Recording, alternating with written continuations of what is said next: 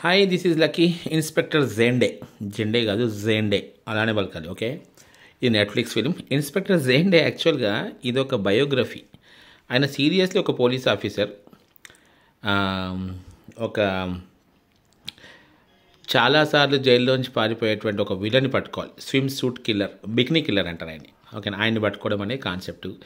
దానికోసం సరదాగా సాగిపోయేటువంటి స్క్రీన్ ప్లేతో, పైగా మనోజ్ వాజ్పేయి అంటే ఇంకేముంటుంది, అద్భుతంగా రక్తి కట్టించేశాడు. సినిమాలో చెత్త ఎక్కడ ఉండదు. 1-2 సీన్లు ఉంటాయేమో, కానీ మీరు బ్రహ్మాండంగా చూడొచ్చు, పిల్లలతో కలిసి చూడొచ్చు. ఫన్నీగా ఉంటుంది. ఇక్కడ ఉన్న వాళ్ళందరూ అండ్ ఆయన అసోసియేట్స్ వీళ్ళందరూ కలిసి ముంబై నుంచి గోవాకు వచ్చేసి గోవాలో వాడిని ఎలా పట్టుకుంటారు. ఆ విలన్ క్యారెక్టర్ చేసిన అబ్బాయి కూడా బాగా చేశాడు. మనం మొన్న ఈ మధ్యలో ఒక వెబ్ సిరీస్ వచ్చింది. ఆ వెబ్ సిరీస్లో కూడా సేమ్ థింగ్ ఉండే.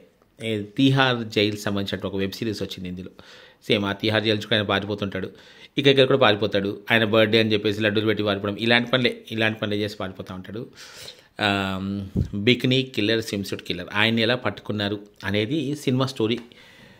అయితే కావాల్సినంత కామెడీ ఎక్కువ. సీరియస్గా సినిమాని కామెడీ సినిమాని అనాలి. కాకపోతే ఇది ఒక బయోగ్రఫీ అని చెప్పేసరికి లాస్ట్కి ఆయన చూపించారు. ఆయన ఆల్మోస్ట్ డిఐజీ హోదాలోనే ఎక్కడో రిటైర్ అయ్యారు ఆయన. బాగుంది cinema. Manoj Vajpayee and team super. Manoj Vajpayee వైఫ్గా చేసిన ఆమె కూడా చాలా పద్ధతిగా నటించింది. బాగుంది ఆమె. అండ్ అంతే, కంపల్సరీ చూడండి. బాగుంది. ఇన్స్పెక్టర్ జెండే కాదు, ఇన్స్పెక్టర్ జెండే, రైట్.